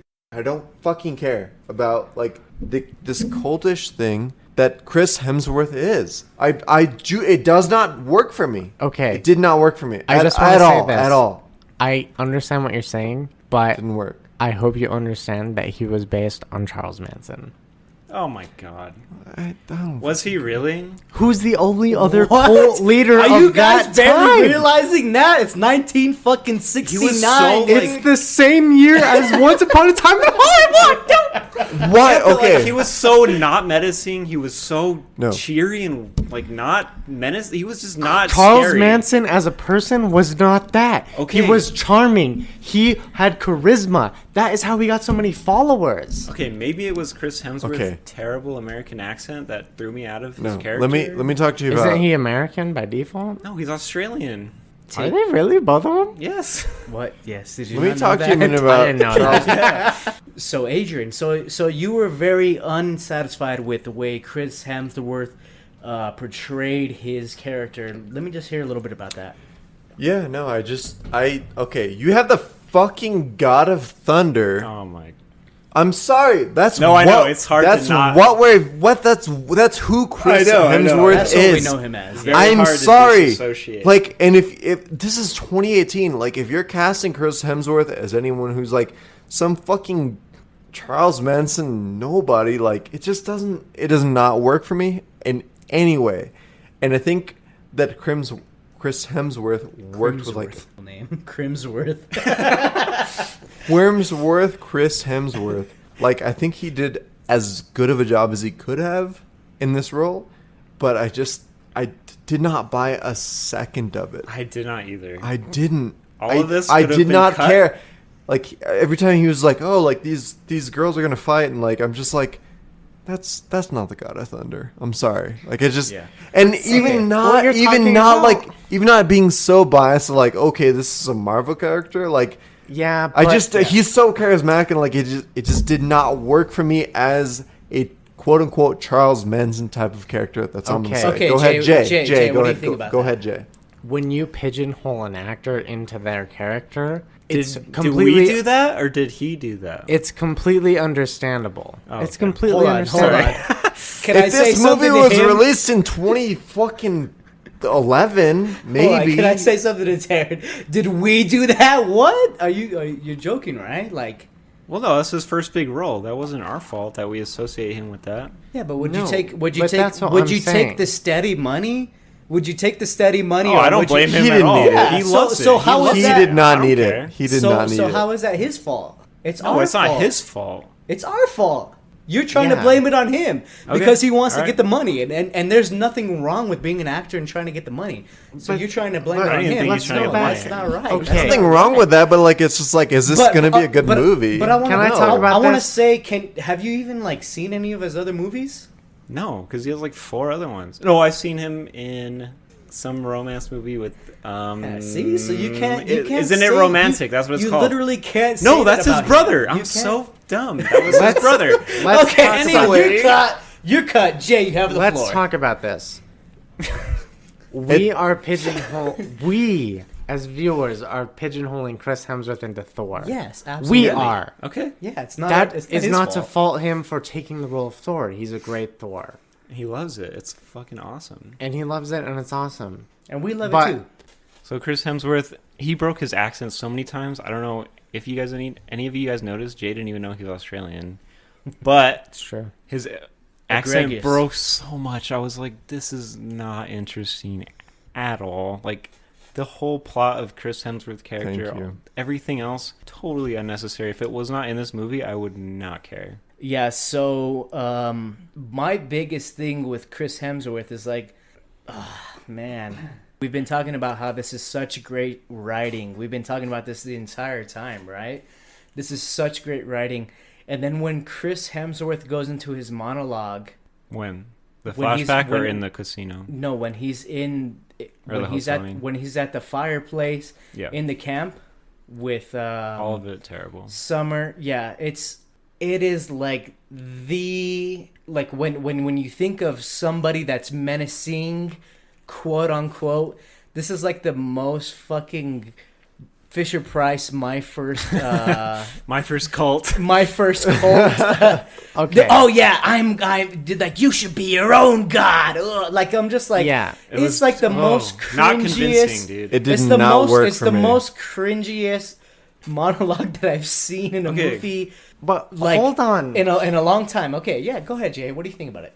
You say my first cult? Who is the first cult that we I did, know okay. about? Straight up, I did not associate this with any of that. After watching and thinking about Once Upon a Time in Hollywood, which is all about the Manson murders, I did not associate any of that with this Because at all. it's not explicitly said Manson. No, they don't Because say, this they is don't a say story. Manson in that other. They don't. This is a story in the same time frame as Okay. Once Upon a Time. I knew that, and It was is still different. based on because if you watch it first, the most famous cultish I would have leader never person got that. in that time especially if I watched it first. was I would have never Manson. got that. It's Manson. I just feel like I'm so burnt out on cult things. I just watched Midsummer and then Once Upon a Time in Hollywood, which were There's a lot of cult. Yeah. possibly objectively better cult representations. Yes, but they also came out after this movie. I know, but I'm saying for me personally, watching those and then this one, it's like I can't get into this. This is not scary, Sure. comparative to those ones. I don't Like, think it's those supposed were to be But scary, for what but way reasons? much Can you explain for what reason? I feel like his messaging and all his weird things, like he was just so chill. Like he was just this hippie ass dude with his shirt open. He's all fucking jacked and We're shit. talking about the late 60s, though. This is when hippies were It rampant. didn't feel like the late '60s at all. Like it just felt like some weird Everyone's fucking woods jacked shit. in the late '60s. They're like high on fucking PCP and shit like that. Like they're The fucking, old cars, they're the jacked, old dude. hotel, the old radios, the It old didn't. TVs. Okay, Yeah. that was part Okay. of They it. didn't go anywhere into that though. They were in the middle didn't of the feel fucking old. woods. It didn't They feel didn't that old. fucking have to, guys. They didn't have to. No, they didn't I have- didn't need fucking 12 hours of fucking Chris Hemsworth driving a fucking 1978 or whatever. I just fucking fucked up the whole timeline. Okay, so you But I wanted the didn't- I last did- I you did wanted the not need last to third of the see- movie to be nothing, like Chris Hemsworth like fucking leading some cult of nothingness. I just feel like he was brought in so late that he needed didn't to feel be- like a he big needed part to of the have been- story. yeah, he needed to bring, And then brought he in was earlier. the main No, but antagonist compared to all these I have to gray area people. I have to disagree because About what? Because you don't understand why Emily Summerspring is kidnapping Dakota her Johnson. own sister. Why would you have to do that to your own sister? It's Okay. because it's this looming. That's a cool fucking- small thing. It's this. No, it's not a cool I don't like small that thing. It was No, small. It's a It big- was small. How was it small when it was he so was when there was like when 8 he- other characters that needed to be brought into Yes, this it main was story. very small. It was a Then small that's thing. then that's And then that's- you're gonna kill Dakota Johnson in the next fucking scene. Like That it was doesn't even crazy. matter. It does not matter. There was okay. So here's how I feel about the film. I feel like a lot of the scenes were so rushed, and like also I feel like a lot of the scenes were like so drawn out. Yeah, there's a And bad I think mix they of that. didn't have like a cohesive like we're going to bring all of this together like in this like very coherent thing where like we can like establish a story together. And I just once they introduced Chris Hemsworth, which is like such way an late, important Super of a late. character, Yeah, for the end of the movie to be all of it, it's him versus everyone basically. It's like, what? If they introduced that and like it was just like, oh, like this is gonna be some like crazy thing we're leading up to, and it just like, okay, like we've already past 2/3 of the movie, and we're gonna like introduce this cult following that has happened from Dakota Johnson's character's sister, who we like hardly even care about, and like it's just there's so much that like I'm just like, you're adding so much into this that I really genuinely do not care about. I think that a lot of the movie like introduced a lot of the scenes that were like, okay, like we're seeing things from different perspectives, and like Dakota Johnson's was like, just you're introducing a fucking entire new movie, and I don't care. I don't care. Right. What do you think about it, Jay? I mean, I agree that they're trying to tell too much story in too little time. Yeah. I agree. I don't think that it's a bad movie, and I don't think that's a good movie. I think that, like I said, it goes back to which one you saw first. If you're comparing it to Once Upon a Time, you're going to say Once Upon a Time is better. But you could argue the same points that Terrence said about, well, at the end of the movie, it all just tries to come together. So does Once Upon a Time. The middle of the movie is about Leonardo's, like, fall of greatness. Nobody gives a fuck about that. That could have been entirely cut out, and it would have been the same movie. We're arguing the same points. But that's why I think the movie is similar to Once Upon a Time. They're not telling the same story, but they're set in the same timeline. They're based on the same things. It just doesn't... neither one hits it. That's the thing is, like, I'm not even thinking about Once Upon a Time at all. Neither am I. Separately, this movie moves too fast in some areas, too slow in some others, and comes together in such a weird way to me. The exact problem with it. James. I agree that it is slow in areas, but I will disagree that it comes together. Whereas Once Upon a Time weird way, doesn't really come together at all, for me. All right, James, you got a lot to say. Let's hear it. Okay, before scores and our ratings come together, which are right now, do you guys have any other final thoughts? Anything you guys want to talk about that were possibly missed? Taryn, what do you think? Anything that we glossed over that was not too pertinent in our conversation? All of the backstory of the hotel, all the secret rooms with the double mirrors, the whatever they're called, double-sided mirrors or whatever. Yeah. All of that was so interesting, and then it was not explored. They have this reel of film that was with the money that is not explicitly explained, which can easily, like, I guess, quote-unquote, easily inferred, to be certain things. So what did you guys infer for that? I had no idea. I literally had no fucking idea. I had to ask Jay. I had to look online. I was like, what the fuck was that supposed to be about? Like, I was like, is it one of these characters? Like, it felt like it had to be, but it wasn't. Yeah. So, I mean, you have, like, real characters, or real people who were real people, like Hoover and stuff like that. Yeah, so they showed Marilyn Monroe. They mentioned... I think they mentioned JFK at some point. Well, I mean, they showed TV clips. They show Nixon thinking on the TV back and stuff don't like make that. any sense. Going back to the flashbacks that are pointless and don't make sense to me. TV things or also that. What doesn't make sense with the Any flashback in the TV?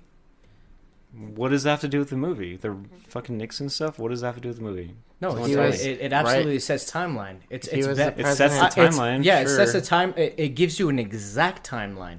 It gives you an exact timeline. It doesn't just give you somebody driving up and down the street in a car. That's what does that lead to? This is the same reason why people didn't like Once Upon a Time.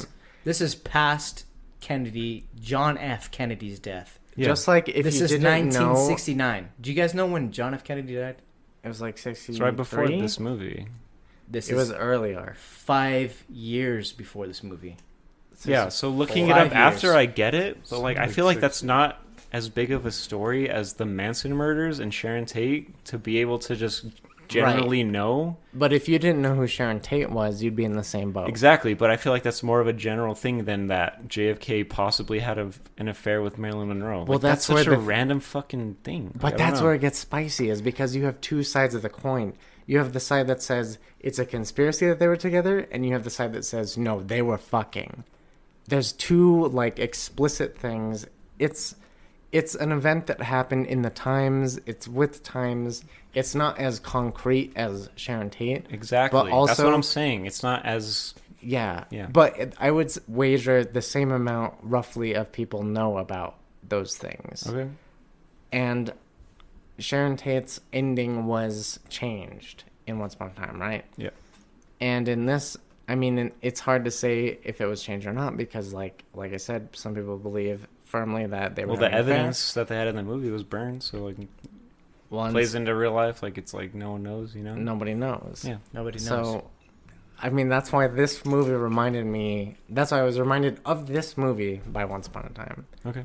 Because it's almost, it's similar time. It's similar things happening in that time. It's, I don't know. It's hard to not feel like you haven't seen a movie like this before when watching either one of them, maybe, depending on which one you saw first. Fair enough. So what do you think, Adrian? Well, no, I think we should jump back to Taryn, and just say like, what do you rate this? We haven't gotten into that. So, I didn't dislike this movie as I think James and Jay thought I did when we finished it. Like, I don't really have like emotional like responses like immediately after. I'm just kind of like, you know, blank face, like thinking about it. The more I think about it, the more I talk about it. I liked a lot of things in this movie. The cinematography for sure was one. We didn't even mention one of the last scenes where the kid is laying on the stairs, literally on the line. Yeah. Symmetrical, like, which side is he going to go? Like, is he going to get redeemed? Is he going to is he going to die with all this guilt on his shoulders? Like, that shit was awesome. Like, I loved that stuff. I loved, like, John Hamm's character. I love all the conspiracy stuff with the tape and the back rooms and stuff. It's the cult stuff. It's the Chris Hemsworth stuff that totally killed this movie for me. With that, it's not really that bad, but I'm going to say 7.1. Yeah, no, I honestly respect that rating. I think, for me, Chris Hemsworth did not do it for me in this film. I think, I don't know, man, I was just like, and maybe it was just like his previous roles was like, this is the God of Thunder, and like, just seeing him, and I don't think that he did bad as an actor. I think he did like a good job generally, but it just didn't work. A lot of it, the third of the movie was just, this is so drawn out. There was a scene that we didn't talk about where they like played craps, or not craps, but like roulette and all that, and I was just like, right. It was so drawn out. It was so drawn out, so and like cheesy, dude. At that point, I was just like, fucking kill somebody. Fucking kill somebody. I don't care at this point. Give me some stakes. Literally kill somebody. I don't fucking care. And I think, for me, who stole the show was, you know, Cynthia Erivo, Louis Pullman.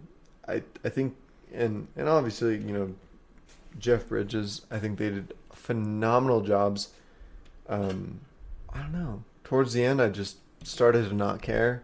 And especially the last scenes with Chris Hemsworth, did not care as much. And the movie tried to pull me in to like care more. This movie is a very low 7 for me. So James, let's hear it. Actually, really I'm quick. actually going to give Taryn the floor. Really quick. One thing that I really wanted to talk about that we never got to, which I fucking despised in this movie, was Louis, what's his name? The kid. Pullman, yeah. His end was so stupid. I hated it so much. It's like, oh, I can't kill anyone. And it's just like, oh, you don't have to kill anyone. And then he fucking goes Rambo on and then these he people. literally kills everyone. I was like, what is happening right now? I was literally question marks in my fucking head. I was like, this is bad. I thought. Yeah. Taryn, I want to intervene for just 1 second and say, like, yes, like, maybe the writing was bad, but I think that he delivered that well in, like, the last scene where you see Jeff Bridges kind of, like, say, like, I'm not a father, but I'm going to kind of, like, condemn you for your... Yeah, that scene was fine, but before that was... It was good, and I think that's, like, that. No, that's it what was, that it was, character it needed. Was, I think it was very on point with the entire movie. Yeah. I didn't think so. No, I think you missed the point. It was just being comfortable with being yourself, and Miles was so conflicted. A fucking killer, I guess. Yeah, he didn't want to be a killer anymore, and Well, that's he who was a he killer, was. he was and a no, drug addict. he was But ready. that's why he did the drugs, and He- that's why he. he No, tried I know, to but it was repent. just not tied together neatly for me. is all. He was ready to lay to rest. Okay. He That's was all I wanted to so say. damaged. He was so damaged and so torn No, yeah, up the from last the war that last and scene from was fine. everything. Just But yeah, no, before, I no, was no, like, like what? like what are you talking about before? How fine? I'm sorry. How fine was that last scene? I mean, they lit the fucking entire hotel on fire like 40 an hour. What did you have a earlier. problem with, Taryn? Hold on, the hotel did burn down in real life. I just want to throw that out there. Oh, the wow. Cal Yeah, it probably Nevada didn't take like did burn fucking down That's in cool. real life. It's like, 18 oh, that's what scenes to happened. do Yeah. with The thing that happened. The problems I had were him going fucking crazy, Rambo, killing everyone, and then just being like, "Oh, I'm so sorry, I killed your leader guy that you were in love with," and then getting stabbed. Like, And what then did you getting- expect was gonna happen? Okay, No, let me but he just was- talk he about was- that. Scripted. Let me talk about had, that. He had already had conflicting like. No, I know, but for him to switch if- back and forth so easily was so weird. No, Yeah, no, no. I agree. No, I agree. it was To very, me, it was bad. well, yeah. It's a fucking movie. Come on. It's very symbolic of the black and white. The entire movie is about black and white, and Sure. he's been on that cusp. But then he switches back died. and forth over it. No, like, he quick. died on the fucking cross. He died on Oh, the. okay. He Yeah, no, died in the middle. honestly, I he liked died in the the middle. ends. It was He fine. died in the middle. It's because he was so in between black and white for his entire life. That's why it was so easy to switch on and off like that. Okay. Because he was so fucked up. I can't speak for everybody that's ever been in fucking combat, but I'm sure that there's got to be some fucking Oh yeah, he's traumatized shit that for traumatized. sure. There's, course. there's all this shit, Jay. What do you But think? you think that he's traumatized with the amount of people he's killed because he was in a war, because we learned that at the end. He says no more. And he says, I don't want to do this anymore. Like, And none then of us just does. none of us can reliably be like, But he's oh, I he's can know, in relate a to that. conflict. I know. You But- can't feel for the conflict? But No, it's Darlene whack. I don't Sweet know. says, well, you don't have to, and it's fine. And Yeah. he realizes, And then he does anyway. because he realizes, here is something that I'm actually good at Choosing. for whatever reason. And he's choosing to do it. Killing And instead I of can being do it forced to do it. Okay. for For the good. better good. Yeah. Yeah. Just think it was And then he portrayed still well. feels bad because he's still so fucking And that's why he conflicted. And that's- apologizes to Rose. And that's why he's like and so he dies for it. so like like he has such depth as a character. Even though he doesn't have the biggest fucking story, I think his little flashback scene in Vietnam was bad. Oh yeah. That is the That was so worst. That is the worst. I could not believe that they spent that money to fucking create a fucking Vietnam A War Vietnam scene. flashback. I cannot imagine that they spent this month. They cut budget on this movie, and then they did that scene. That was like the most expensive thing out of the whole movie. It was. I was like, "Are you dumb?" I was like, "We could have had like some like some I don't know, like some mind flashbacks of him like killing people, Super and that simple. would have told the story. Yeah. Him in the fucking Vietnam forest with a fucking helicopter on fire. That be was too a much. waste Too of much. time. That To was a be waste of fair. time, and I was like, yikes! How much did y'all spend on this? I was like, this didn't do anything Yeah, for so me. I just I mean, wanted to- what do you think, Jay? Did you think? To be fair, his backstory was the shortest of all of them. Yeah, but it didn't But need it to was- be That's what that. I- it It didn't happened need to so be that fast. story, or it didn't need to be that scene. I'm sorry. Jay. That's why I think. Let's get your let's- final thoughts and Let's rating. get your final thoughts and just wrap this up. That's why I think this movie was a 7, along with whatever I rated Once Upon a Time. They're almost the same rating for me. One's got story, one doesn't. They're Which almost is which? about. Which is which? Once Upon a Time doesn't have a story. What And the their fuck? narrative. Got that. There's no narrative. Either I don't think. But it's still so much better. Stop it. Just go. Just go. Either you're tying like 5 stories into one in one movie, and you're trying to like paste together something that happened for real with something that didn't happen in another movie. That's your rating. No, finish Yeah, up. it's a All right. 7. Okay. All right, James, go ahead. All right. So I'm gonna start this off with saying, I wish I didn't see this movie for a second time. Straight up. I thought when we talked about this movie, when we saw Once Upon a Time, I was gonna rate this movie like fucking. I thought it was gonna be a high rating movie for me. 9.75. But no, never. But when I saw this movie again, like there was just so much left for me to just a lot for me to want, and just nothing that delivered. I'm gonna start from the beginning. Who the fuck killed fucking Ron Swanson? Who killed him? The third There's guy. a third guy. I don't Okay. care. Yeah, see, nobody cares. Well, yeah, it doesn't matter. So it was bad writing. Yep. Number one. Yeah. Number Except two. Adrian said the writing of the story was good.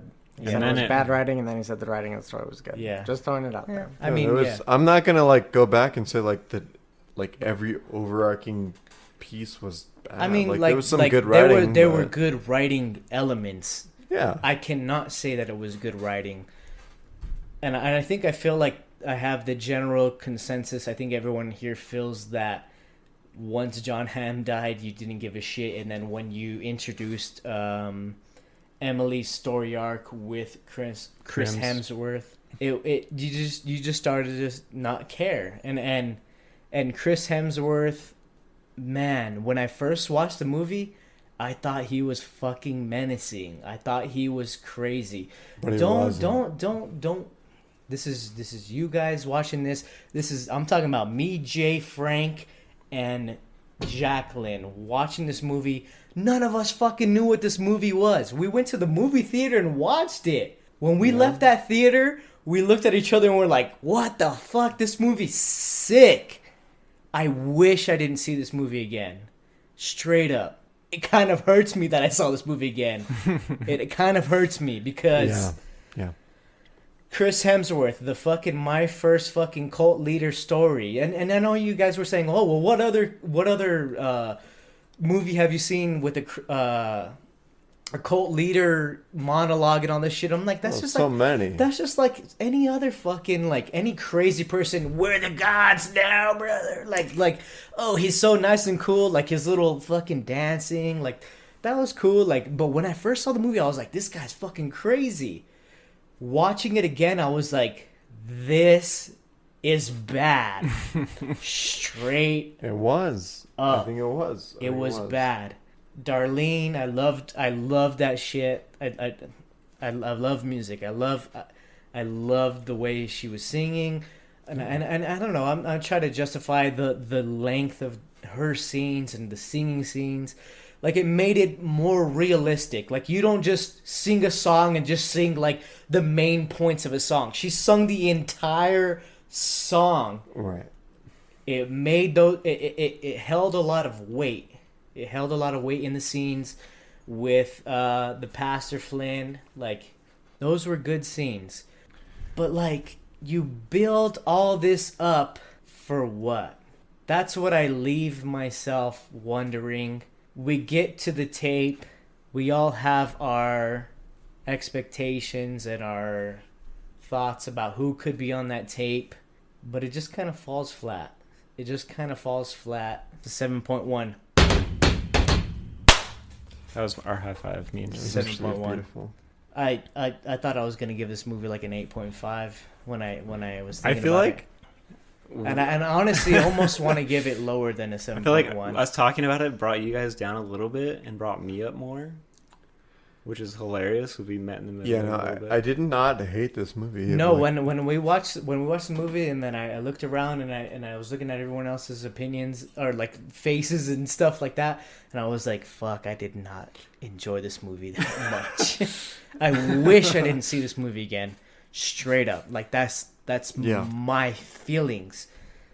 I really wish I didn't see this movie again I because remember leaving the theater and being like, that was crazy. I left the theater and I was like, holy shit, this is the best movie I've seen in a in while because years. it was different. It was cool. New. But when I watch it again, I'm just like. then you're just this- like, oh, Quentin Tarantino's a thing. No. Yeah. This movie, this movie was better just than kidding. that. I'm This just movie was better than that. Don't get it fucking twisted. I'm What did I give? twisting it What did right I give? now. Once Upon a Time, No idea. 6.75. I don't know. I give it a 9.5. I give it 7.1. That's I bit better. don't even want to talk about this movie. I've never even wanted to talk about Yeah, me fucking either. Once Upon a Time. The only reason why Once Upon a Time got a 6.75 is because Leonardo DiCaprio, Brad Pitt. That is Full it. Hell yeah. Not a single fucking person that has a goddamn brain would fucking like that movie. But he got a 6.75 though. All right, guys. That was Bad Times at the El Royale. Join us next week when we watch Star Wars Phantom Menace.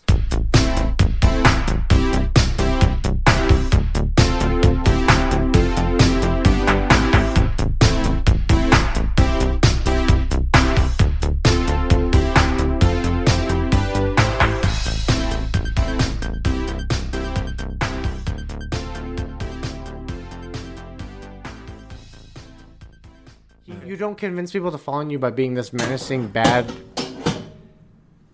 The chair. Start The over. chair just broke. I'm gonna take the goddamn God of Thunder. God of Thunder. Fucking God of Thunder. Fucking God of Thunder. Oh my